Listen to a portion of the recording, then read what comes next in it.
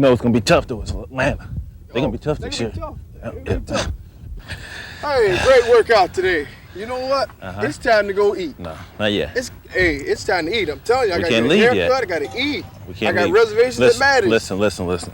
Maddie's? What's Maddie's? It's a restaurant. Listen, I've invited some of my buddies over here, and we're gonna talk some baseball. Oh, you invited them, and I've didn't invite invited me. Dibble. I've invited Davis. I've invited Perlazzo, and now I'm inviting Winningham.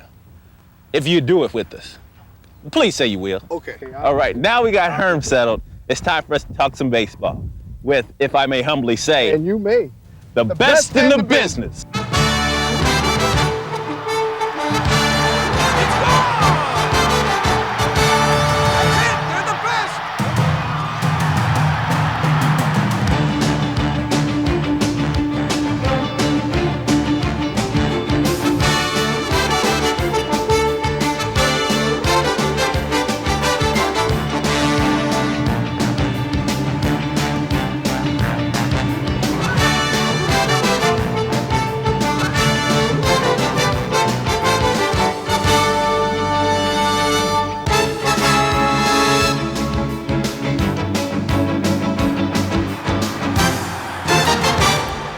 I'm Barry Larkin of the world champion Cincinnati Reds.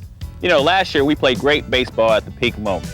We actually played fundamental baseball. Fundamentals make a great team, and that's why this year we're the best in the business. For the next 30 minutes or so, you and I, some of my teammates, will get together and talk baseball.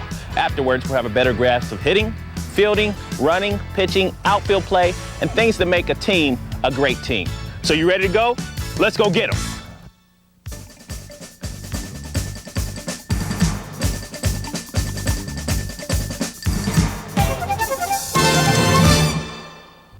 Welcome to my home. This is a cornerstone to the defense. If it gets past us, all the runs will score. You guys recognize me for all the spectacular plays that I do on the outfield, but I'm most proud of the fundamentals that I display.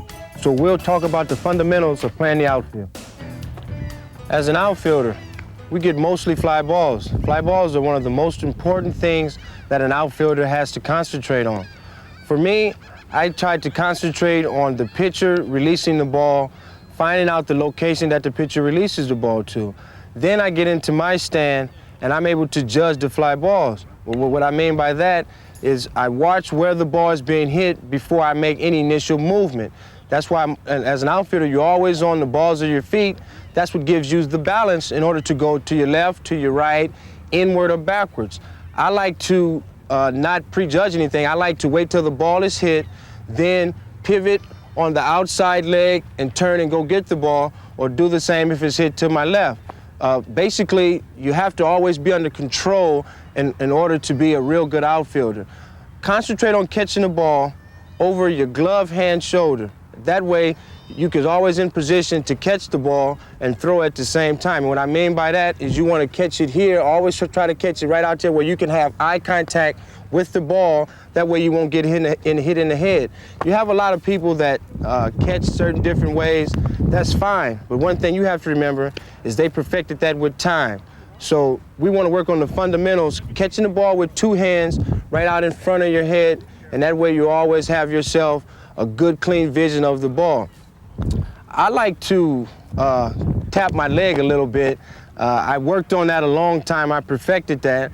But that pretty much hasn't anything to do with catching. I know a lot of you guys wonder about that. But that's the sign of relief that I give to the pitcher that Eric Davis has a beat on the ball. So it's letting them know that I have everything under control.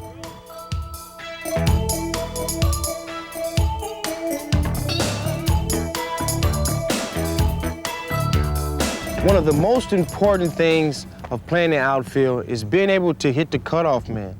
A lot of people think an outfielder's job is to throw runners out. That's not necessarily true.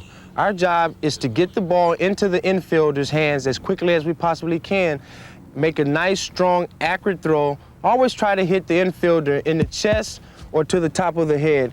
That will allow you to have good accuracy where you're throwing the ball, and it also gives you a lot of velocity because you're aiming at a particular spot. Most people try to overthrow the cutoff man to show their arm off. Most people really know if a person can throw is by how low he keeps the ball. I try to throw a runner out, but always try to hit the cutoff man. And if you have a good accurate throw, it'll beat him every time.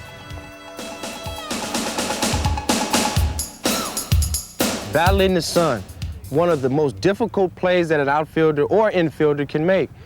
What we're taught is to always have our glasses, but down at the lower levels in Pony League or Little League or all the way through high school, we weren't fortunate enough to have glasses. So I'm going to show you a few techniques that will enable you to have a better chance of controlling the sun. Basically, what we're taught is to always shield the sun with your glove, and it'll allow you to see not right into the sun, but you can watch the ball also. If that doesn't work, angle yourself to where the sun isn't coming directly down in your eyes, and you get down like this. It's just to get out of the way because your health is the #1 priority. So remember, the 3 fundamentals: judging the fly balls, hitting the cutoff man, and definitely battling this tough sun.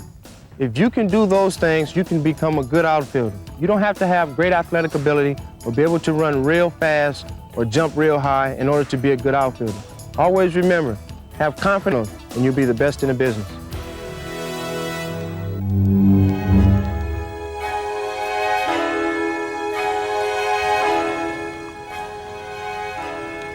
Give me some of those Cracker Jacks. No. What? You're not gonna give them to me? Could you come over here? Whoa! Here in the infield, things happen fast, sometimes almost at a blur. So the key to infield play is to think about things before they actually happen. Come here, Sam. Here we've got Coach Sam Perlazzo, and he's going to talk to you about the infield play.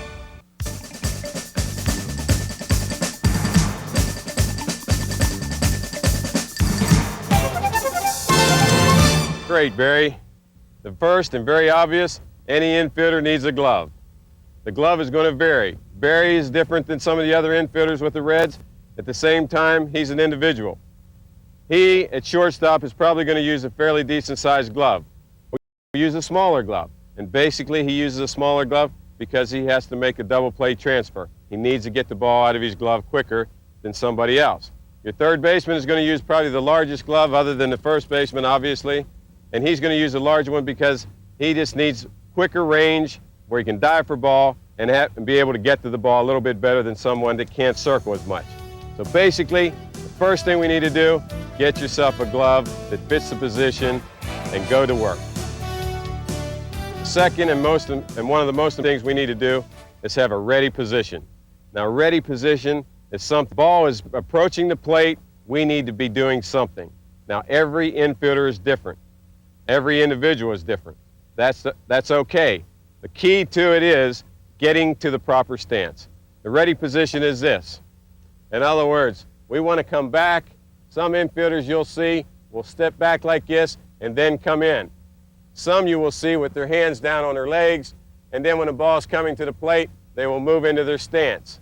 So basically, it doesn't really matter what your ready position is as long as you get into the third segment, which is your stance.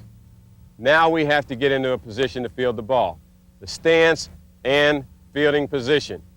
Basically, our feet should be shoulder width apart and then on the balls of our feet. There is no way we can come to a set stance with one leg in front